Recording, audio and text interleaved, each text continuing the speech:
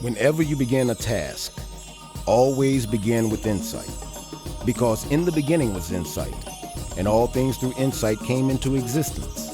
And without insight, not a thing came into existence, which has ever come into existence.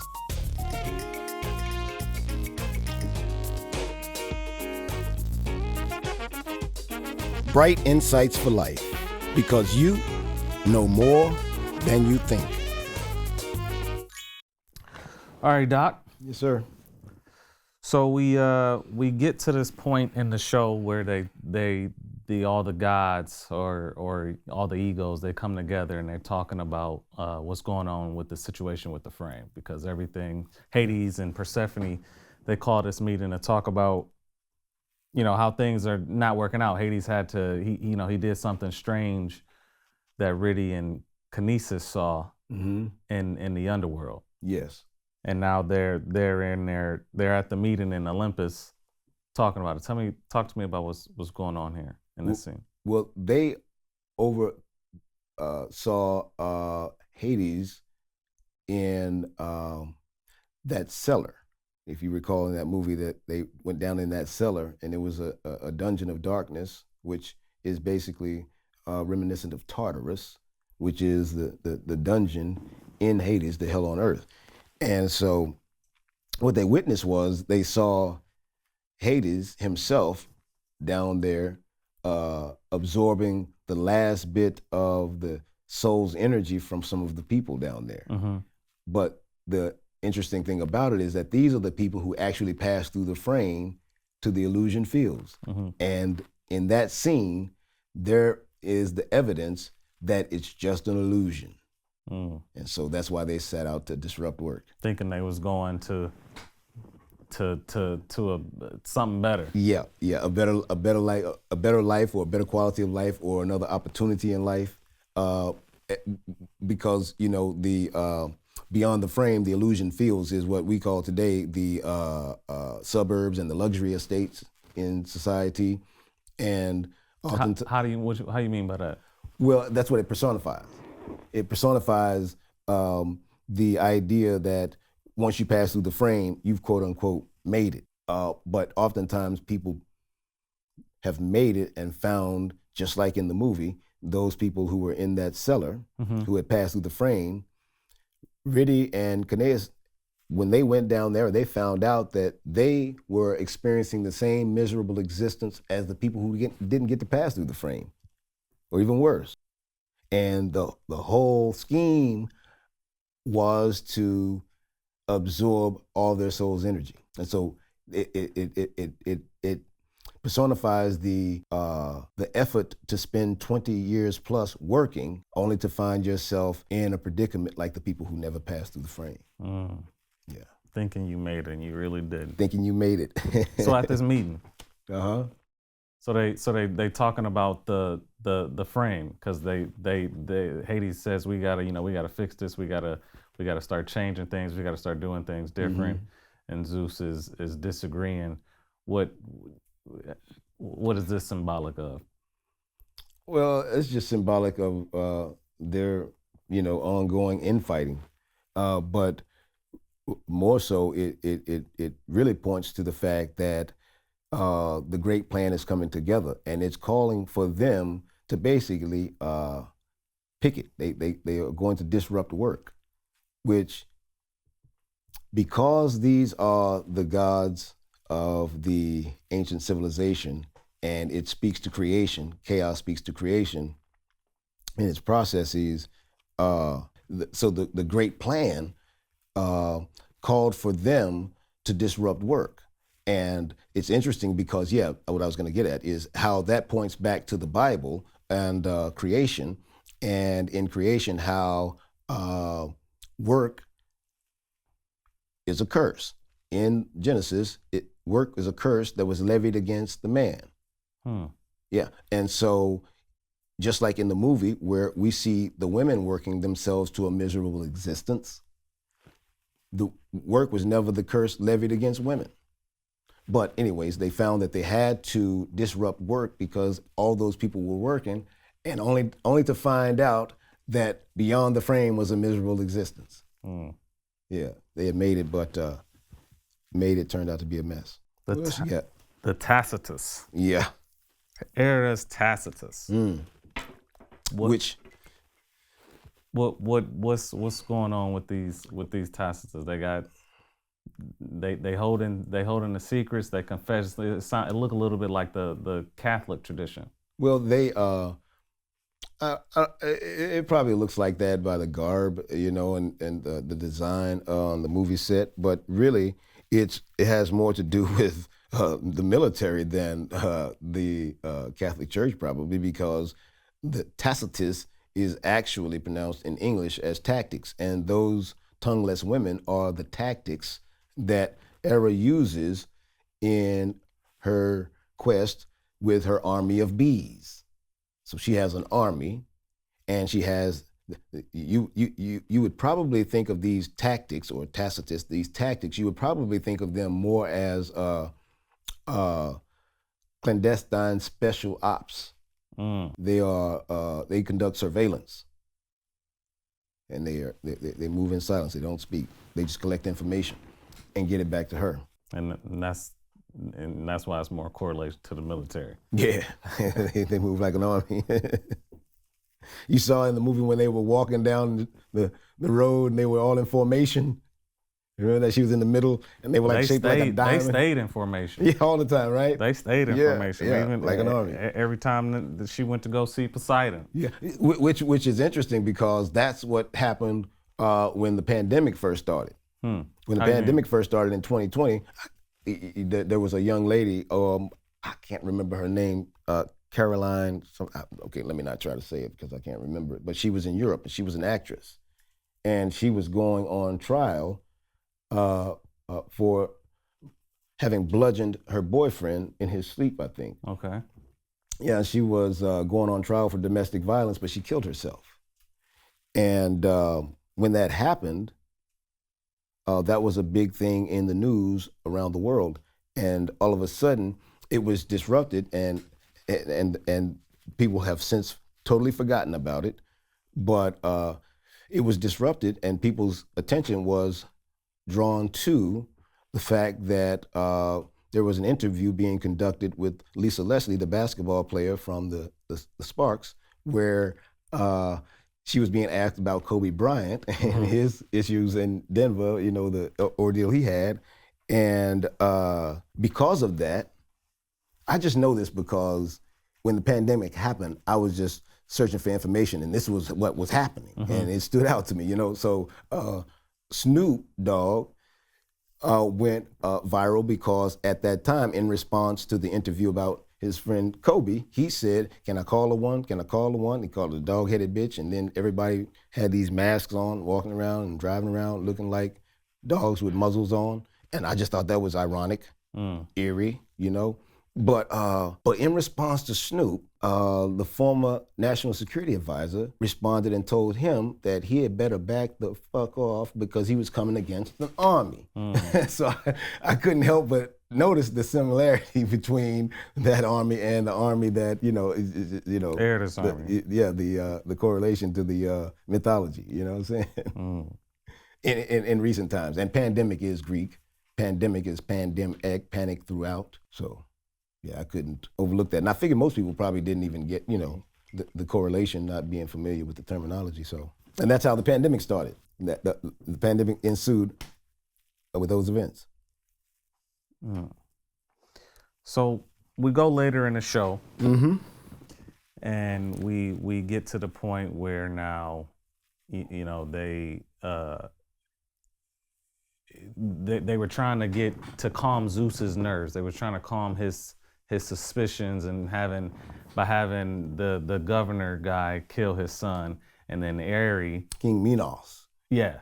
And then Aerie ends up killing her father. Yes. She as you put she it fulfilled here, the prophecy. Yeah, she disrupted, in your notes here I see it says it disrupted the narrative. Yeah.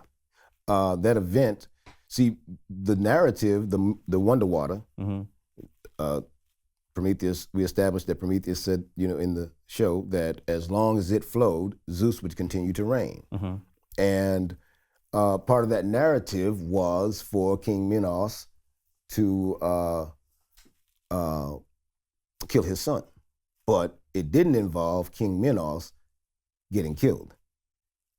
It was King Minos' prophecy, as stated in the show, that his firstborn would kill him. And that's what she told him. The Minotaur, the son, wasn't the firstborn, she was. And then she killed him. It was the prophecy came true. The confusion in the interpretation of the Yes, prophecy, which yes. led to his downfall. That's right. And she fulfilled the prophecy. So then we get to episode 8. Mm-hmm. And we had this quote here from Zeus: "I am order. Yeah. I took a world of chaos and I made it make sense. I brought stability, rule, law, and cohesion to this fucking place." Yes. Tell me about that, Doc. What you? Well, that's humanism. That's just like in the Bible where it says when it refers to the God as He, and this has come down to us in Western culture throughout all the Western civilizations throughout Europe. How the king in a monarchy is king by divine right. But insight as the God is not divine. Insight is preeminent. You understand? So there's the difference. As it applies to human deities, you're dealing with divinity or what's divine. But insight as the God is preeminent, not divine. And so he's throwing a fit because, as usual, he doesn't give credit where credit is due, and he always wants all the credit. And he's trying to take credit for, this is the idea of humanism as it relates to the humanistic point of view that all of the origins of creation had their start in the mind of man. When he says it wasn't a dream, it was a vision. Yeah. He was having a conversation with his wife who was trying to with Era. Calm him down. Yeah. And this is one of those examples where Night and her children show up, but you can't see them. Because when it comes to dreams, and that's they would know this, but we point it out so that people will know that the DreamWorks industry, if you will, in the ancient mythology was the domain of 3 of Night's children. And they happened to be 3 of her sons who happened to be triplets. They were known as the Ornery. The Ornery consisted of Morpheus, Phabator, and Phantasus. Morpheus, that sounds like okay. You remember Morpheus the from guy the from movie, the Matrix. The Matrix, yeah. So Morpheus is the dream weaver. He's able to show up in dreams and appear as anything. All right.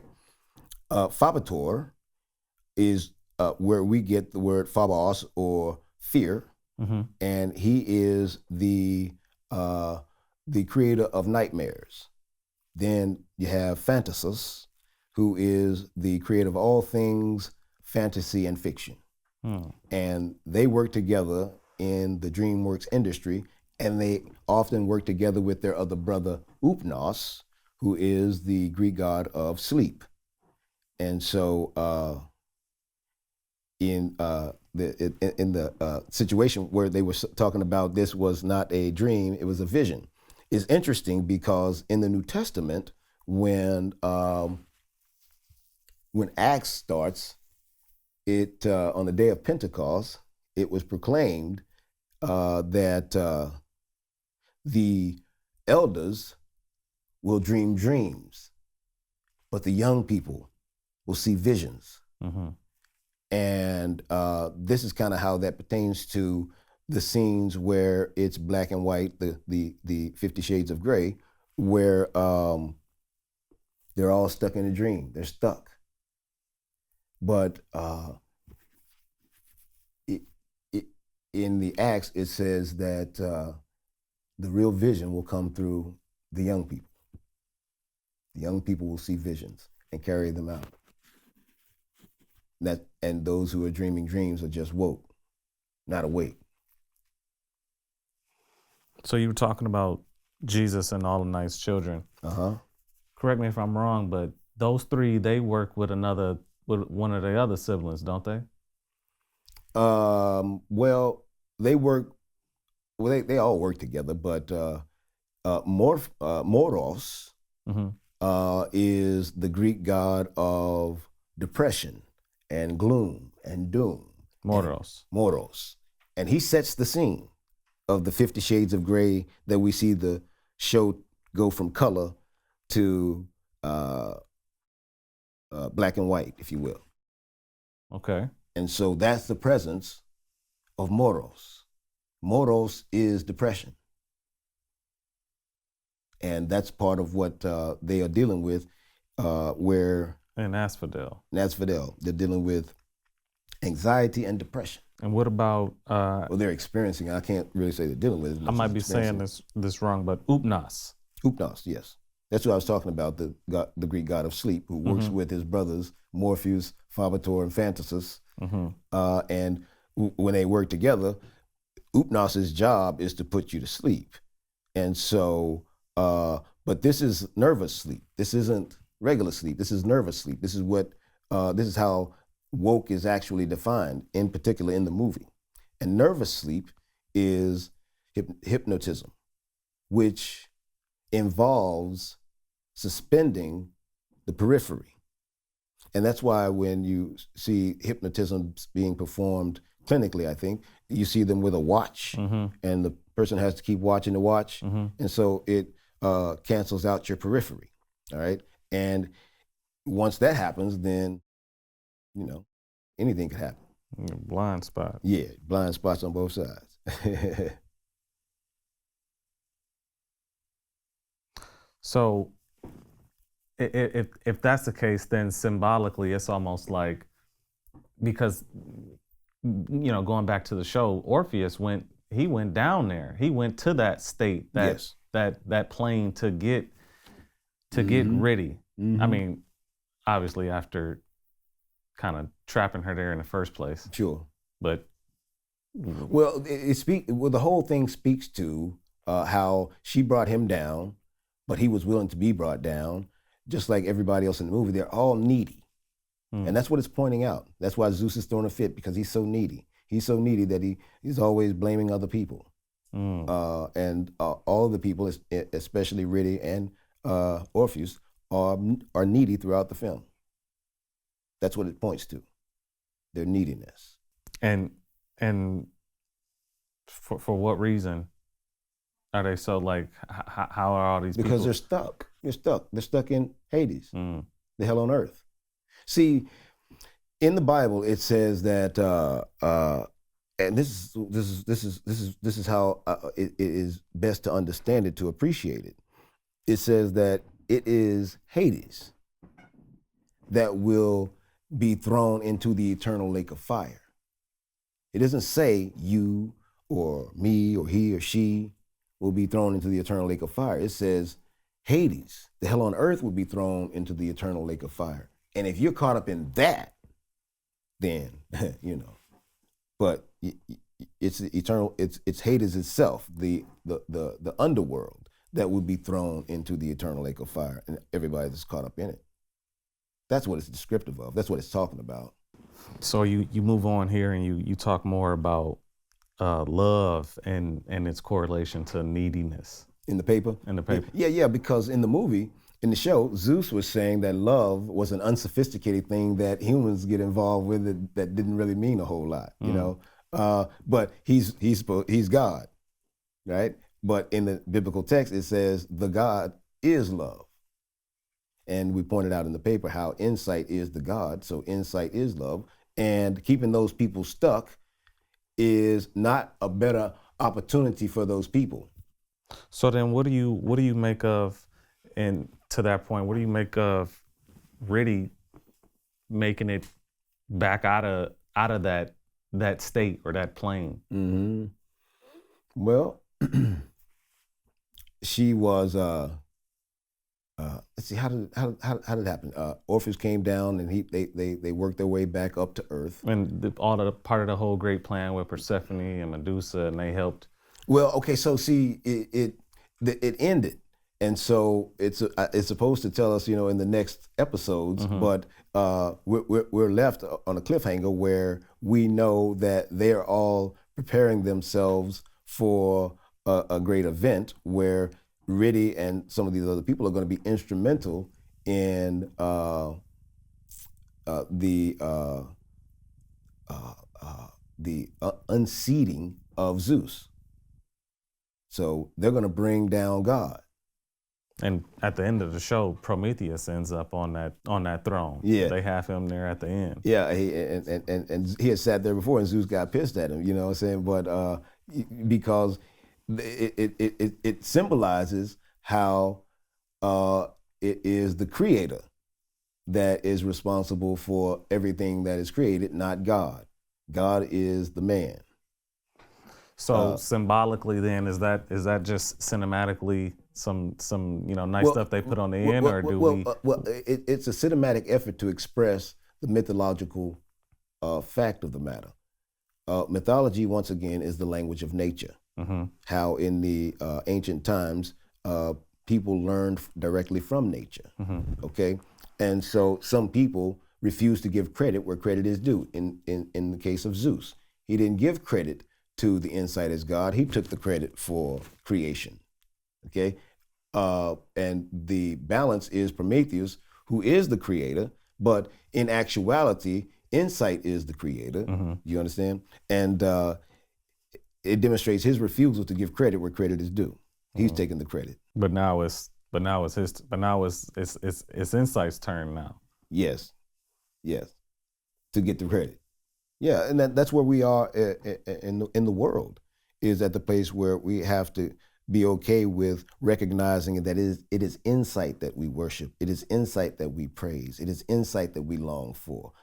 In the Psalms, King David said, "My Lord said to my Lord, sit here at my feet until I make your enemies your footstool." So if insight is the God, David was being instructed to sit at the foot of insight until his enemies were made his footstool. So he was instructed to study. So if you could infer, how would you say that then we would react to with the symbolic Prometheus being in charge of us actually looking towards insight? Well, you have to look beyond the fact that there is a man there, because in mythology, it is recognition to nature itself. In ancient times, the word physic, or in English we say physics. Physic is the Greek word for nature. Okay, so in ancient times, nature was the dojo, the classroom. All right. And life was the sensei. Life was the teacher. Right. And this is how people learn, because ideas were communicated to the human mind from nature. And then the people would then demonstrate. Okay, so because of the human deities, in modern times, we actually lose sight of the fact that they are learning from nature, but just taking the credit for it. Even in animism. But now physics is a classroom. It's a curriculum itself, and we have instructors. So we need to continue learning and continue studying nature. So isn't that then part of the language of the God? Yeah, certainly. Mythology is the language of nature, and so ideas are being communicated to the human mind, and this exchange is a lesson or a myth, and we have to understand that to appreciate what we're watching and see past the people. See what I'm saying?